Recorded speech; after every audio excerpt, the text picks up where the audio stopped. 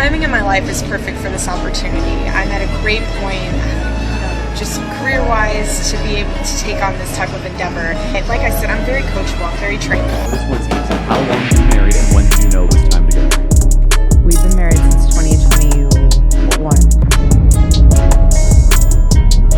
We laugh about this because our dates are so messed up because of babies. Erika Kirk worked as a real estate agent in New York City for the Corcoran Group. So if we're to believe the story that she works as a real estate agent for the Corcoran Group, then her boss would be Pamela Liebman. Erika then having sent this 15-year-old to have photos taken. So Erika having done this is completely and utterly creepy. It's creepy. It makes no sense. The connection between Erika, Kirk, and Epstein is real. And this is not just online gossip anymore. This information is sitting right there in official files for anyone willing to look. Erika was working for one of Epstein's close associates, the woman who helped sell his infamous mansion. On paper, she was labeled as just another real estate agent, nothing special. But now, people are seriously questioning whether that title was just a smooth cover, and whether she was quietly recruiting for Epstein behind the scenes the whole time. And it gets even more disturbing. This all surfaced right after Erika was exposed for texting a 15-year-old and allegedly persuading her into doing a photo shoot without her parents knowing. That alone raised major red flags. Then you add in Erika's involvement with Romanian angels, plus all these unexplained trips to China and Costa Rica that were supposedly about helping victims, and the situation starts looking darker by the minute. A lot of people always felt something was off about Erika, but now that more details are out, it feels deeper and more calculated than anyone expected.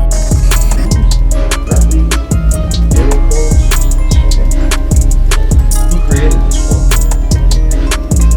This book was made by Epstein.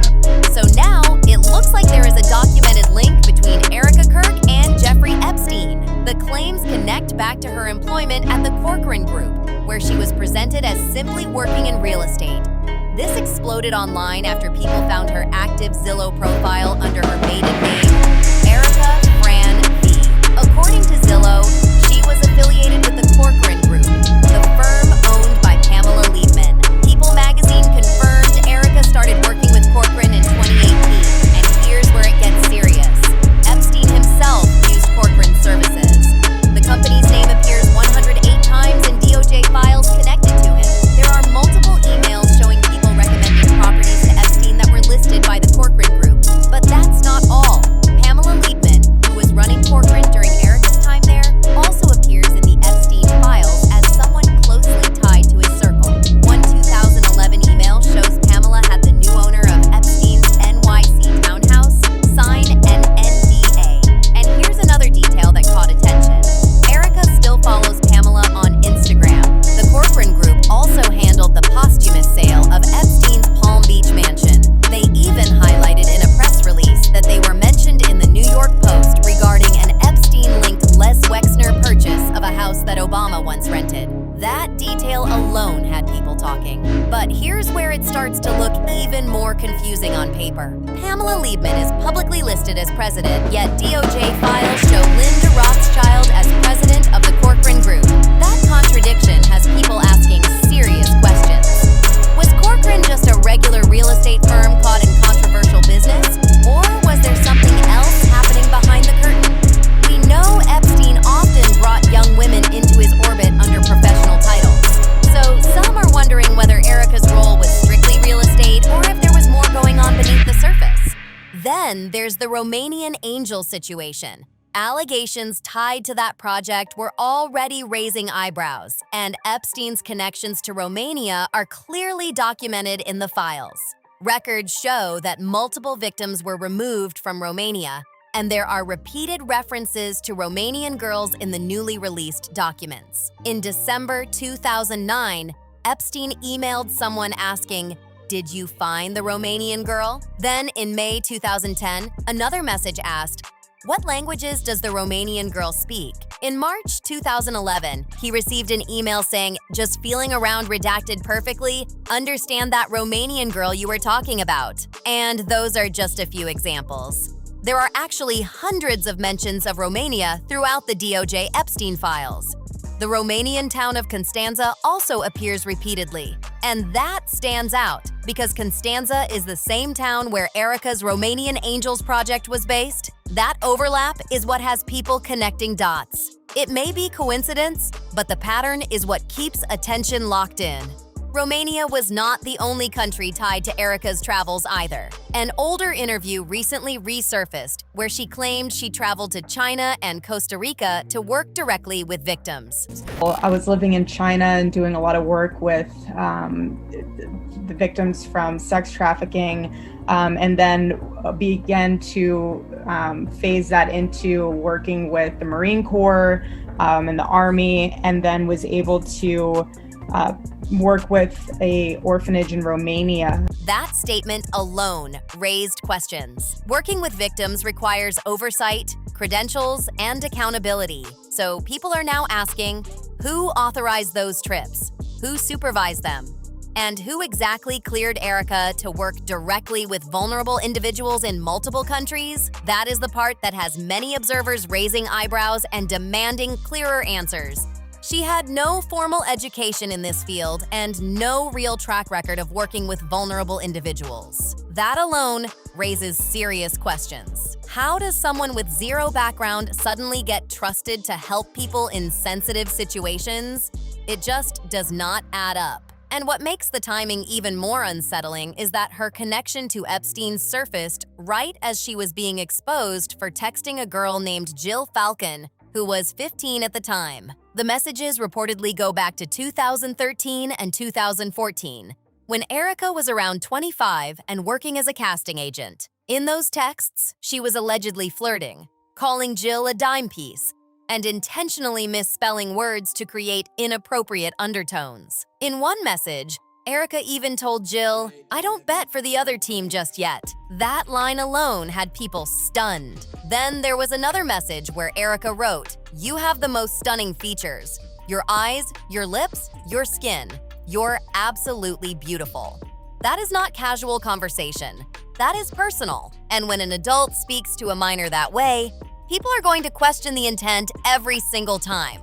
It did not stop at messages either. Reports claim Erika sent Jill chocolates and birthday gifts. Eventually, it appears she arranged to meet her in person. Jill even tweeted at Erika, "You're honestly perfect. It was great meeting you." That public interaction made the situation even more uncomfortable. Critics say that kind of dynamic crosses professional boundaries in a serious way. And then there is the photo shoot.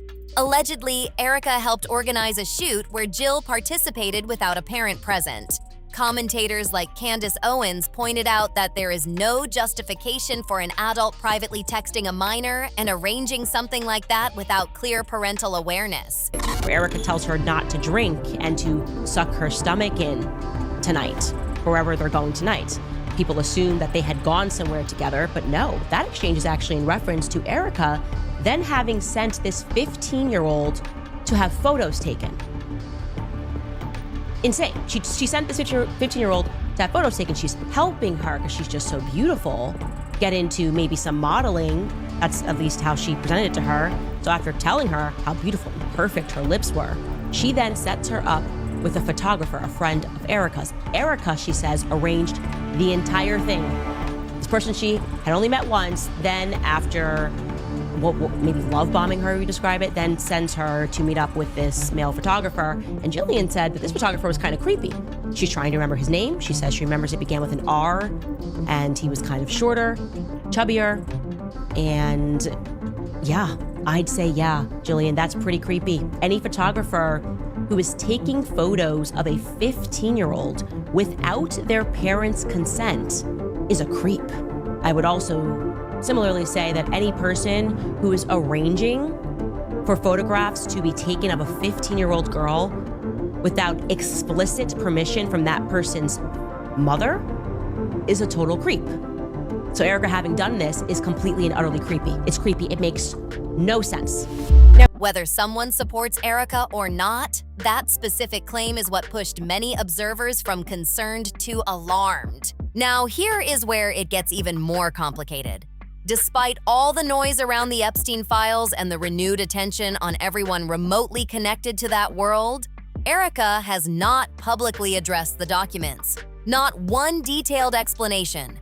Not one direct statement breaking down her past employment or clarifying the timeline. That silence is what keeps the speculation alive. Turning Point has long positioned itself as a defender of traditional values, family structure, and protecting young people. That brand image is loud and clear. So, critics are asking why there has been no strong public response to these allegations. We as the American people deserve to have every Epstein file released with no redactions whatsoever, period. We the American people ran on transparency. We deserve to see the entire client list. Every document the government has regarding the Epstein files, we the American people should have on an easy to access website immediately in a very, very quick fashion. I'm pushing for that both privately and publicly, just so you know.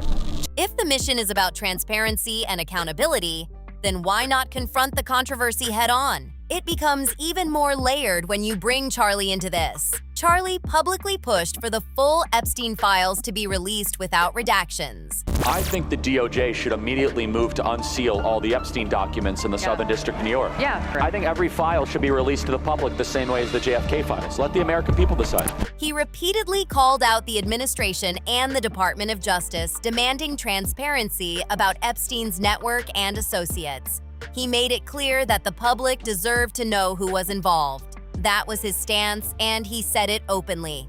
He also raised questions about the possibility that Epstein's operation was tied to intelligence networks and blackmail schemes. Whether people agreed with him or not, he was consistent. Epstein, with his little friend Ghislaine and Ghislaine's father, Robert Maxwell, who was obviously a spy of the Israeli intelligence agencies, that there was something else going on here. Epstein was not some sort of whiz-kid hedge fund manager. Epstein was playing a part. Epstein was cast for a specific role, and he played it really well. It's nothing new that if you're in the intel agencies, you want to try and get as much blackmail on powerful people as possible. The evidence that shows that Epstein was a creation of either Mossad, Israeli intelligence, American intelligence, Saudi intelligence. He wanted the documents out. He wanted names exposed. He believed sunlight was the only way to deal with corruption at that level. So when you look at Erika's past employment with a company connected to Epstein's real estate dealings, and you combine that with the resurfaced allegations about her past conduct, it creates a storm of doubt. It may not prove wrongdoing on its own, but it absolutely creates a perception problem. And perception matters in politics and public life. People are now asking a hard question. If Erika claims she is carrying on Charlie's mission, why has she not been louder about releasing every detail connected to Epstein? Why not demand clarity about her own ties? Why not address the timeline, the Zillow profile, the Corcoran employment, the Romania overlap, all of it? Because here is the reality. Silence in situations like this does not calm the conversation. It amplifies it. The longer there is no direct explanation, the more room there is for speculation. Supporters say she owes no one a response to online rumors. Critics argue that transparency would clear the air instantly. And right now, that tension is not going away. This entire situation sits at the intersection of politics, power, and past associations. It is not just about one job or one set of messages. It is about patterns, timing, and unanswered questions. When someone is positioned as a moral voice in the public space, people expect consistency. They expect clarity. They expect action that matches the words. So the question being whispered and sometimes shouted is simple. Who is Erika really aligned with? Is she just caught in a web of coincidences and bad optics? Or is there more beneath the surface that has not been fully explained? Those are the questions driving this conversation forward. At the end of the day, the public wants transparency. They want facts laid out clearly. They want accountability across the board, no matter the political side. And until those answers come, this story is not fading anytime soon. If you found this breakdown eye-opening, make sure you like this video, drop your thoughts in the comments, and share it so more people can see the full picture. Subscribe to the channel so you do not miss what comes next, because this story is still unfolding in real time, and I will see you on the next one.